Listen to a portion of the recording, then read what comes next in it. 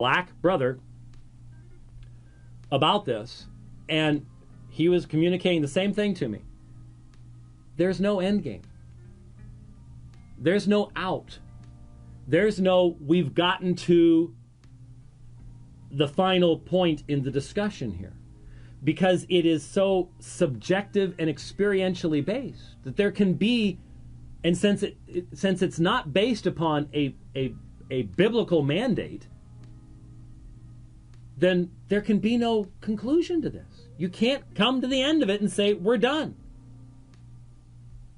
And so it just goes on and on and on, and you talk to one person, and you go to the end of that one, and then somebody else comes along, and, well, my experience is different, so you need to do... There's no end. You just... So you either have to just say, here I stand. Here's this statement I made here. Here's this article I wrote there. Put it together. I've made it very clear. The elect are made up from every tribe, tongue, people, and nation. God draws his people from every race, which is, I believe, an artificial construct of man. I don't think how much melanin you have in your skin is relevant. I don't think what happened to your ancestors 100 years ago is relevant.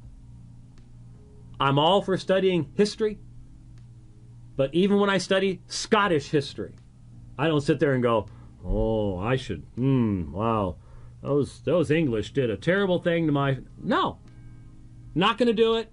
Refuse to do it. It's not a biblical thing to do. I have been redeemed. I'm called to do this.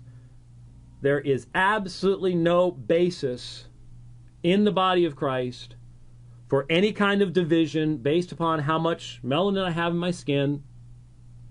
I can rejoice when I go to, and I mentioned the various places I've gone to in the world where there's different kinds of worship, but one gospel being presented. And there are different cultures, and I know that culture impacts music and all sorts of things like that.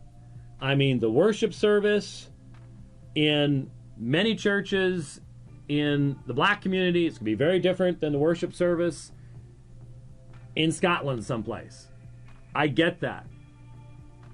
But what binds us all together is the fact that we have been redeemed, and that wipes all the rest of that stuff out of the way when it comes to our standing before God and our interrelationship with one another.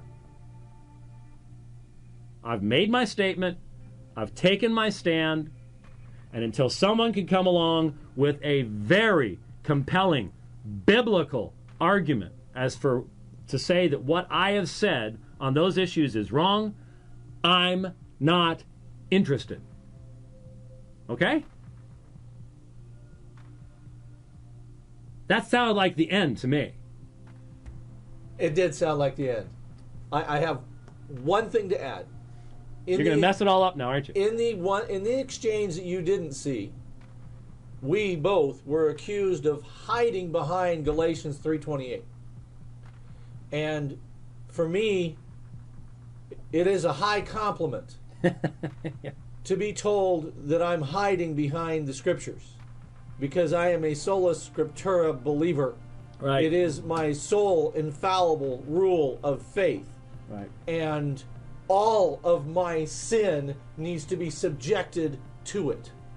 And so if I'm hiding behind Galatians 3:28, it's simply because I'm subjecting myself to it. The only way that that accusation could have any meaning to it is if we have misinterpreted and mishandled it. And for some reason, most of these folks are loath to want to make that accusation against me, because I have a reputation for responding to those things rather forcefully. So, again, I have no interest. It is not the calling of this ministry to become a clearinghouse of anti-CCRT material. There's plenty of folks out there that have already done that work and are sounding the alarm bell. And I support them. I support them. I am not going to stop observing sin in this society. I am not going to. I've taken Twitter back. I'm not going to be coward. But I will block. And if you want to promote this kind of stuff, promote away. You still got your internet feed, right? But don't get mad at me when I'm not interested in investing my time and going around and around the same things with you. Block, done, gone. That's it. I don't have to deal with that. There is no biblical basis for you to say that I must allow you to follow me on Twitter. Not there. Not there. I mean, a bunch of the Trumpites that I have blocked will be in heaven with me. I'm considering a joke right now about that, but I will skip it for the sense of propriety right now. But they'll be with me in heaven. I know that. But that doesn't mean that I have to look at their stuff now or anybody else's stuff now either. So there you go. Was actually going to try to get that done 18 minutes ago, but what can I say? As I said on Friday, someone's complaining that I've added a new acronym to the world's confusion. You've got LGBTQ, now I've got CCRT, Christianized critical race theory. Yeah, what can I say? Sorry. But normally we have a program on Thursday. Stuff in the way on Thursday. And so we've moved it to Friday. I'm not sure if it'll be 11 or 1 yet. We sort of need to look at what's going on depending on other factors and things like that. But we'll let you know. Obviously, we will announce that, and you can join us at that time. I'd like to. I heard back from Wael Ibrahim, so I need to finish up my. He's now caught up with all the responses, so I need to finish the responses.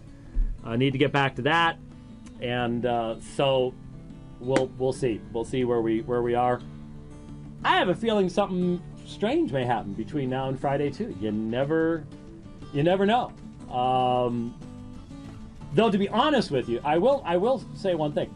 It seems to me that there is a general in the election cycle right now. It's just sort of like, could we just get this over with, please? I'm tired of this. Just too much. So that's sort of gotten a little of late, but I bet you there'll be something. But we're gonna pull the plug on this one at this point, and see you on Friday. Thanks for listening. God bless.